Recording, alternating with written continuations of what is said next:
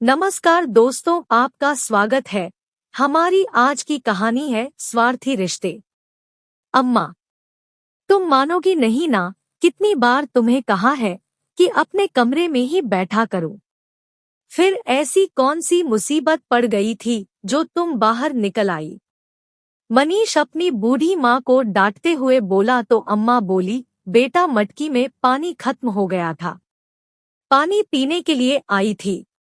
वैसे भी उस कोठरी में मुझे घुटन महसूस हो रही थी, इसलिए सोचा कि बाहर निकल के थोड़ी ताज़ी हवा ही खा लूं।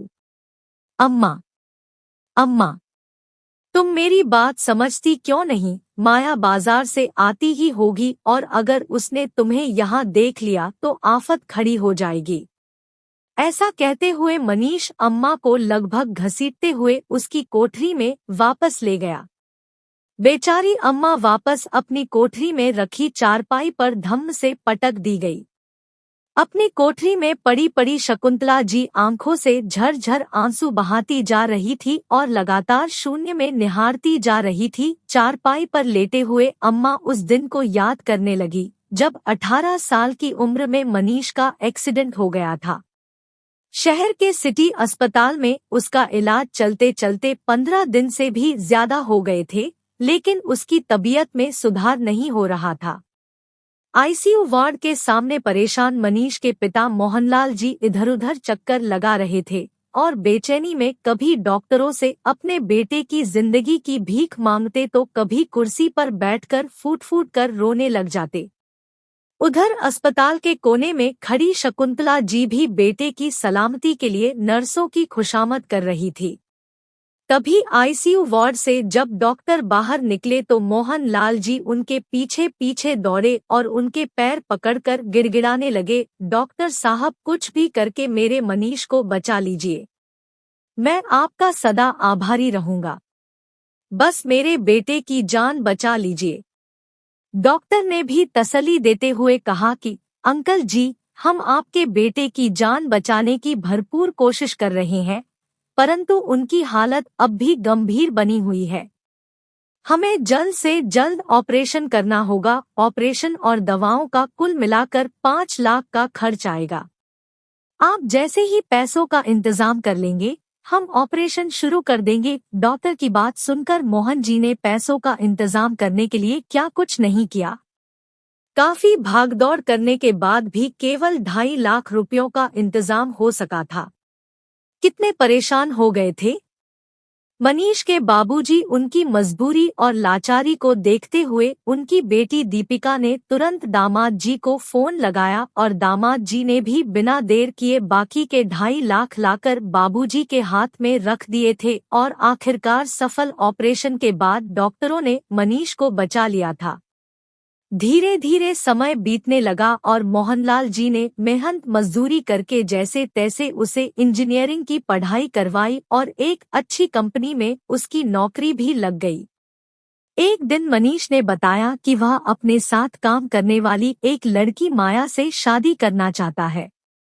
माया रूपवती थी, बोलने में हाजिर जवाब थी। 2-4 मुलाकातों के बाद ही दोनों को लगने लगा था कि वह एक दूसरे के लिए ही बने हैं, लेकिन मनीष के अम्मा बाबूजी को माया का चाल चलन और बात करने का तरीका बिल्कुल पसंद नहीं था। उधर माया के माता पिता ने भी इस विजातीय विवाह से स्पष्ट तौर पर मना कर दिया था, परंतु दोनों ने किसी की एक भी नहीं सुनी और आखिरकार दोनों की शादी करवा दी गई। फिर वही हुआ जिसका डर था। उनकी बहू माया इतनी तेज तर्रार थी कि आए दिन घर में क्लेश करके रखती थी और सास ससुर के साथ रहना उसे कतई गवारा नहीं था। कुछ ही समय में अपने पति को लेकर किराए के मकान में रहने लगी। इसके बाद मनीष अपने माता पिता से मिलने भी नहीं आया। कई बार वे बीमार हुए, उसको खबर भी दी जाती थी परंतु वह नहीं आया। यहाँ तक कि होली दिवाली पर भी उससे फोन नहीं किया जाता था। अपने बेटे से अलग होकर बाबूजी को गहरा सदमा लगा। वह गुमसुम रहने लगे। एक दिन उन्हें सीने में दर्द हुआ और वह लड़खड़ा कर गिर पड़े। शकुंतला जी को कुछ समझ नहीं आया कि क्या करना चाहिए। पड़ोस में रहने वाली मनीष की बुआ जानकी को बुला कर ले आई। दोनों ने जैसे तैसे उन्हें संभाला और चारपाई पर लिटाया। जब डॉक्टर को बुलाया गया तो पता चला कि उन्हें हार्ट अटैक आया था। उसके बाद भी कितनी बार उन्होंने अपने बेटे को फोन किया था, लेकिन जवाब में वह मां पर ही भड़क पड़ता था। लेकिन जैसे ही उनकी बेटी दीपिका को अपने पिता की हालत के बारे में खबर मिली तो वह बिना समय गंवाए अपने पति के साथ उनके पास आ पहुंची। आते ही अपने पिता से लिपट गई और रोते हुए कहने लगी, बाबूजी, अब आप और देर नहीं करेंगे। हम आपका इलाज अच्छे अस्पताल में करवाएंगे। परंतु बहुत साल पहले से ही अपने बेटी और दामाद के एहसानों तले दबे बाबूजी अब उसका और एहसान नहीं लेना चाहते थे।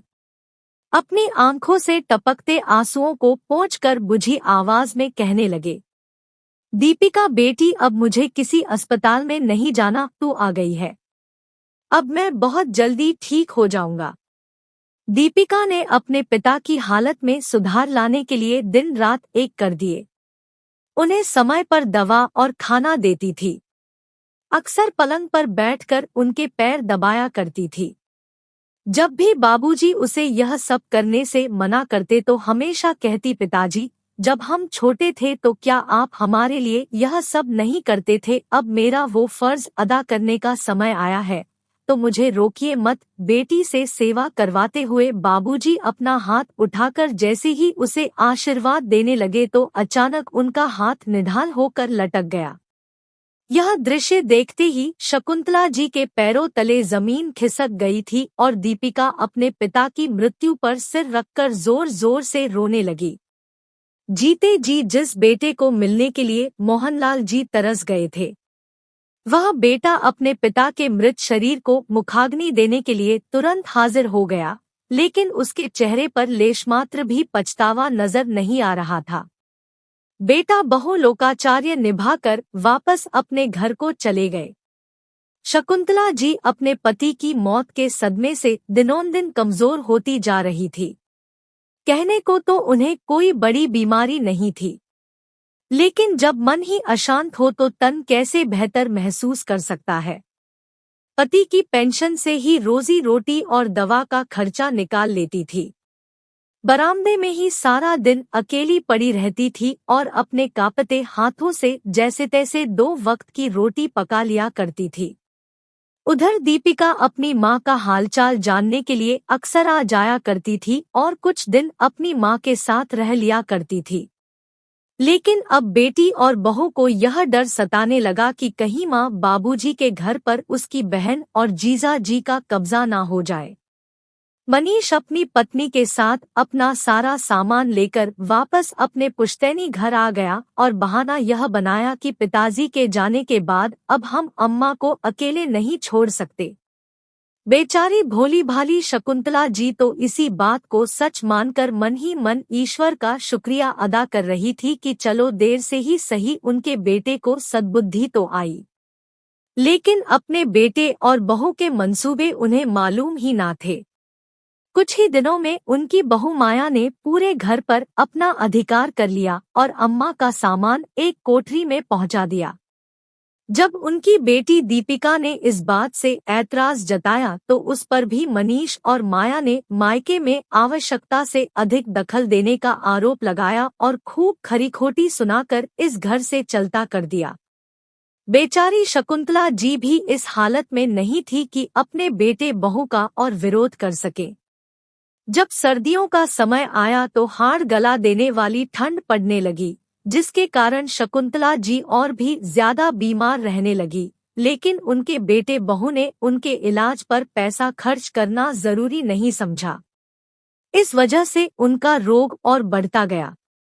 एक दिन जब जानकी जी उनका हालचाल जानने के लिए घर आई तो अपनी भाभी शकुंतला की ऐसी हालत देखकर मनीष और माया अम्मा की चारपाई के पास नीचे ही बैठकर गए और कहने लगे, बड़ी मुश्किल में है अम्मा, जान अटकी है, समझ नहीं आता क्या करें।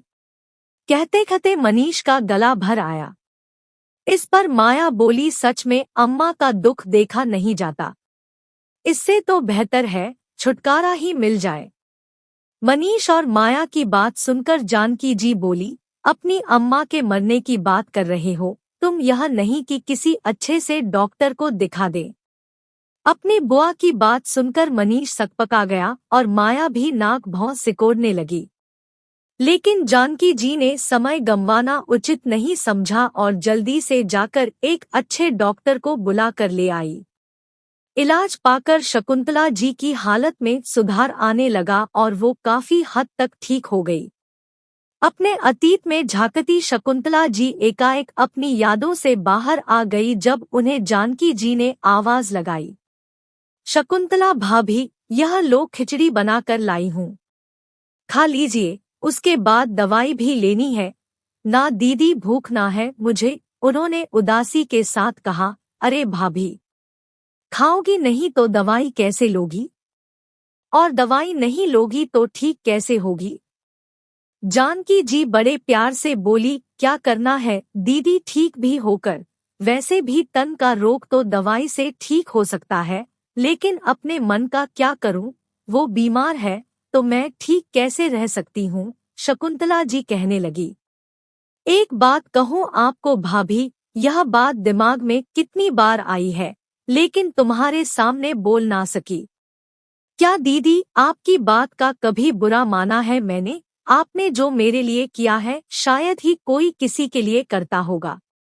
तुम्हारी बहू और बेटे ने इस छोटी सी कोठरी में पटक दिया और तुम चुपचाप यहाँ आ गई। वह कितने कितने दिन यहाँ झांकते भी नहीं। तुम्हारी बहू माया तो अपने बच्चों को भी दादी के पास नहीं आने देती। बीमार होने पर तुम्हारा इलाज तक नहीं करवाते। ऐसा बुरा व्यवहार करते हैं जो कोई अपने दुश्मन के साथ भी ना करे। फिर भी आप उन्हें कुछ नहीं कहती। ऐसा क्यों? भैया इतने बीमार रह गए थे। क्या मजाल तुम्हारा बेटा और बहू उनका हालचाल भी जानने आए हो, लेकिन उनके जाते ही मकान पर कब्जा करके बैठ गई। यह बात सुनते ही शकुंतला जी को झटका सा लगा। फिर जानकी जी हल्के गुस्से में बोली, यह कैसे रिश्ते हैं भाभी, जहाँ बेटा माँ पिता के त्याग को ही भूल जाए। बेटा बहू बूढ़ी माँ को एक फालतू सामान सा समझ ले और अपनी माँ की मौत की ही दुआ मांगे। भाभी, सास भी तो माँ ही होती है। हमने तो हमेशा यही सुना है कि सास को माँ का दर्जा दिया जाए। मेरे घर में तो आज भी मुझे ही सबसे ज्यादा महत्व दिया जाता है। मुझे तो किसी ने पुराने सामान की तरह अलग थलग करके नहीं फेंक दिया, तो तुम क्यों यह सब सह रही हो? जानकी जी ने कहा। तो शकुंतला जी आंसू पोंछने हुए बोली, आखिर औलाद तो अपनी है। कितने लाड प्यार से पाला था उसे, तो उससे क्या गिला करूं? लेकिन भाभी, जब रिश्तों में निस्वार्थ आ जाए तब वे खोखले हो जाते हैं। तब उनसे कोई गिला शिकवा नहीं किया जाता, बल्कि उनकी औकात बताई जाती है और अपनी औकात दिखाई जाती है। जब बच्चे ही अपने माँ बाप का महत्व नहीं जानते, तो ऐसे में माँ बाप का ही फर्ज है कि वह अपने बच्चों को सही रास्ते पर लाएं, फिर चाहे उन्हें साम दाम दंड भेद की नीति ही क्यों ना अपनानी पड़ी। लेकिन उन्हें यह बताना बहुत ही आवश्यक है कि हम बूढ़े जरूर हुए हैं, लेकिन लाचार बिल्कुल भी नहीं है। जानकी जी की बातों ने शकुंतला को अंदर तक झकझोर दिया। जानकी जी के जाने के बाद अम्मा सोच में पड़ गई। यूं तो उनकी उम्र बहुत ज्यादा नहीं थी, वह लगभग 65 साल की थी, परंतु पति के जाने का गम और अपने ही बेटे बहू की बेरुखी ने उन्हें समय से पहले ही बूढ़ा कर दिया था। कहने को तो उनके 2 पोते थे, पर उनके पास आकर बैठने की फुर्सत किसी को भी नहीं थी। इस बीमारी में केवल उनकी मदद जानकी जी ही कर रही थी। अपने ही घर की एक छोटी सी कोठरी में सिमटकर पड़ी हुई शकुंतला जी की यह सोचते सोचते आंख लग गई। नींद में उन्हें एक आवाज सुनाई दी, अरे शकुंतला, तू मालकिन, इस घर की एक चीज तेरी बनाई हुई है। याद कर कितने चाव से सजाया था तूने घर को। मोहनलाल जी बोले, जी देखिए ना, मेरा घर तो अब मेरा रहा ही नहीं। मुझे तो इस घर में चलने फिरने भी नहीं दिया जाता। ताज़ी हवा खाने का हक भी नहीं है मुझे, अपने ही बेटे के मन में मेरे लिए कोई इज्जत नहीं है। शकुंतला जी बुदबुदाने लगी। दीदी ठीक कहती है शकुंतला, जब तुम्हारी कोई कदर ना जाने तो तुम उसे अपना महत्व बताओ। यूं ही अपनी जिंदगी बर्बाद मत करो। तुम्हें ऐसी हालत में देखकर मेरी आत्मा भी शांति नहीं पाती है। मोहनलाल जी बोले और इतने में शकुंतला जी की नींद खुल गई। वह एकाएक वो चारों तरफ देखने लगी, लेकिन जिसे वह ढूंढ रही थी वह तो वहां थे ही नहीं। उन्हें एहसास हुआ कि वह सपना था, लेकिन उसके बाद शकुंतला जी में बहुत बदलाव आया। अब वह समय पर खाना खाने लगी और दवा लेने लगी और कुछ ही दिनों में ठीक हो गई। हाँ, बढ़ती उम्र के साथ शरीर में कुछ कमजोरी जरूर थी, परंतु इतनी भी नहीं कि चल फिर ना सके। आज शकुंतला जी अपनी कोठरी से निकलकर हॉल में आकर बैठ गई। उन्हें देखते ही तुरंत उनका बेटा मनीष बोला, अम्मा, आप बाहर क्यों आ गई? कुछ चाहिए था तो आवाज लगा देती, माया ने देख लिया तो बहुत गुस्सा होगी। ऐसा कहते हुए वो अम्मा की कलाई पकड़कर वापस कोठरी की तरफ जाने लगा तो उन्होंने उसका हाथ झटक दिया और दबंग होकर बोली, क्यों गुस्सा होगी वह मुझे, और क्या हक है उसका? यह घर मेरा है और मेरी मर्जी, मैं चाहे जहाँ जाऊँ। वह होती कौन है मुझे मेरे ही घर में घूमने से मना करने वाली? मनीष अपनी माँ का यह रूप देखकर हैरान रह गया। हमेशा डरी सहमी सी रहने वाली शकुंतला जी आज कड़क आवाज में बोल रही थी।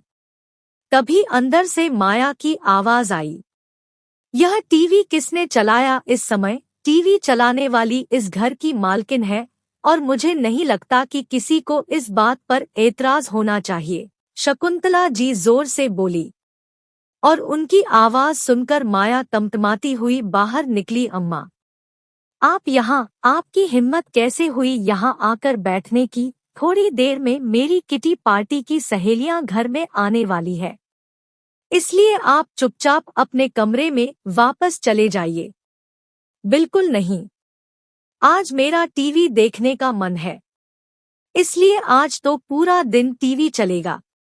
तुम अपनी सहेलियों को मना कर दो, कहती हुई शकुंतला जी आरामदायक मुद्रा में बैठ गई। यह नजारा देखकर आज माया दंग रह गई थी कि अम्मा में इतना आत्मविश्वास कहाँ से आया। तुम सुन रहे हो ना, तुम्हारी माँ ने क्या कहा? माया ने अपने पति की तरफ गुस्से से देखते हुए कहा। अब मनीष बेपसी भरी आवाज में बोला, माँ तुम अपने कमरे में जाओ ना, आपने सुना नहीं? यहाँ किटी पार्टी होने वाली है। देखो बेटा, भले ही तुम बीवी के गुलाम हो, लेकिन यह कतई मत भूलना कि यह घर मेरा है। शकुंतला जी अभी बोल ही रही थी कि डोर बेल बजी। माया ने दरवाजा खोला तो सामने वकील साहब खड़े थे। वकील साहब, आप उन्हें अंदर ले आओ। मैंने ही बुलाया है। लेकिन क्यों? मनीष और माया चौंक कर बोले। अपनी वसीयत करवाने के लिए, शकुंतला जी ने कहा। इस पर मनीष बोला, वसीयत पर क्यों? आपका इकलौता बेटा होने के नाते इन सब पर मेरा ही तो अधिकार है। मनीष एकदम से बोला, बेटा अधिकार याद रहा, लेकिन कर्तव्य उसका क्या? शकुंतला जी बोली, माँ हम अपना कर्तव्य निभा तो रहे हैं। माया ने कहा तो शकुंतला जी चुप ना रह सकी। हाँ, माँ को एक कोठरी में पटक देना और उसके बाद झांक कर भी ना देखना कि वह जिंदा भी है या मर गई, उसे सबसे अलग थलग रखना, मानो वह माँ ना हो, बीमारियों का भंडार हो। अगर इसी को फर्ज निभाना कहते हैं तो तुमने बखूबी फर्ज निभाया है बेटा, लेकिन यदि इसी तरह से रहना है तो मैं अकेली भी रह सकती हूँ। फिर मुझे तुम्हारी कोई जरूरत नहीं है। इसलिए मैंने निर्णय ले लिया है कि अगले महीने से मैं यह घर किराए पर दे रही हूँ।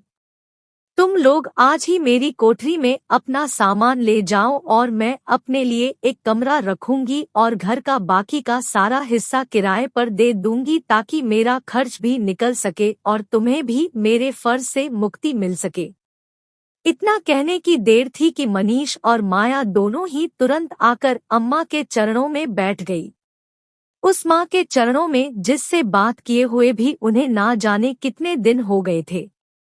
आप ऐसा तो मत कहिए अम्मा, हम कहते हैं उस कोठरी में मैं अपनी कंपनी में इंजीनियर के पद पर हूँ और मुझसे मिलने के लिए तो कोई ना कोई आता ही रहता है, और फिर माया की भी सहेलियाँ आती है। अब वह हम लोगों को कोठरी में देखेंगे तो हमारी क्या इज्जत रह जाएगी। फिर आप यह भी तो सोचिए, हमारे साथ आपके 2 पोते भी हैं। उनकी पढ़ाई लिखाई तो हो ही नहीं पाएगी। मनीष हाथ जोड़ते हुए बोला, वाह क्या खूब कहा तुमने। जब तुम्हारी माँ वहाँ रह रही थी तो कोई दिक्कत नहीं थी, और जब तुम्हें खुद को रहना पड़ेगा तो कलेजा मुंह को आने लगा। और कौन से पोते? वो जिन्हें तुम मेरे पास तक नहीं आने देते। मैं क्यों उनके बारे में सोचूं? अब तो मैंने तय कर लिया सो कर लिया। मेरे जीते जी यह घर मैं किराए पर दूंगी, और मेरे मरने के बाद इस घर पर केवल मेरी बेटी और दामाद का हक होगा, जिन्होंने हर कदम पर हमारा साथ दिया था। अरे नालायक! तूने तो अपनी पत्नी के बहकावे में आकर अपनी बहन से भी रिश्ता तोड़ लिया।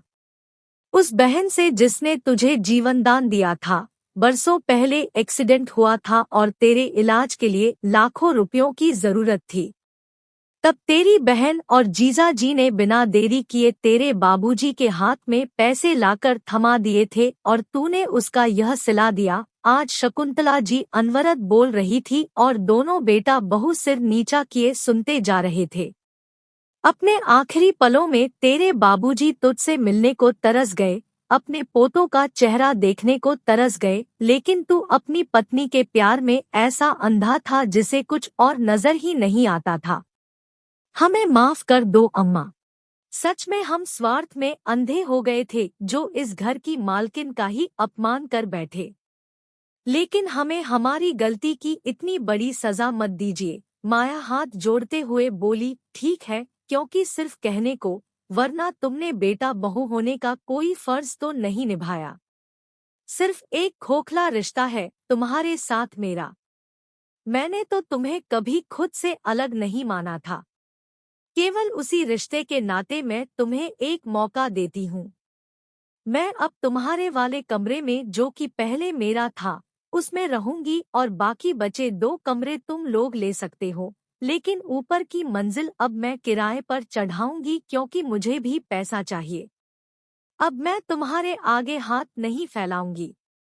इतनी बात सुनकर माया हैरानी से बोली, माँ सिर्फ 2 कमरे? तो शकुंतला जी सख्ती से बोली, हाँ, एक तुम्हारे लिए और एक तुम्हारे बच्चों के लिए। चाहो तो मेरी कोठरी भी ले लेना, लेकिन इससे ज्यादा मैं नहीं देने वाली, और अगर मंजूर ना हो तो तुम किराए के मकान में रह सकते हो। माना कि ऐसा व्यवहार करते हुए शकुंतला जी भी मन ही मन तड़प रही थी, लेकिन इसके अलावा कोई चारा भी नहीं छोड़ा था उनके बच्चों ने। नहीं नहीं, हम 2 कमरों में ही रह लेंगे, और अगर ज्यादा हुआ तो आपकी कोठरी को ही सही करवा लेंगे। मनीष एकदम से बोला तो उसकी बात को काटते हुए अम्मा आवाज ऊंची करके बोली, और हाँ, सबसे जरूरी बात, मेरी बेटी जब चाहे और जितने समय के लिए चाहे मेरे पास मेरे घर में आकर रहेगी, और अगर मुझे तुम्हारी तरफ से जरा भी उपेक्षा मिली तो मैं फैसला लेने में एक पल की भी देरी नहीं करूंगी। आज अम्मा का यह रूप देखकर माया की कुछ और बोलने की हिम्मत नहीं हुई, और अपनी सहेलियों को फोन करके उसने किटी पार्टी का प्रोग्राम कैंसिल कर दिया। कुछ ही दिनों में शकुंतला जी ने ऊपर की मंजिल को किराए पर दे दिया, और साथ ही अपनी वसीयत भी बनवा ली, जिसमें घर का 50% हिस्सा उनके बेटे बहू के पास होगा और बाकी का 50% उनकी बेटी और दामाद का होगा, जिन्होंने इतने साल अपनी अम्मा बाबूजी की संभाल की थी। लेकिन इस वसीयत की भनक भी उन्होंने अभी अपने बेटे और बहू को लगने नहीं दी थी। दोस्तों, आपको यह कहानी कैसी लगी? लाइक और कमेंट करके जरूर बताएं, और चैनल को सब्सक्राइब करना ना भूलें। मिलते हैं नई कहानी के साथ। बहुत बहुत धन्यवाद।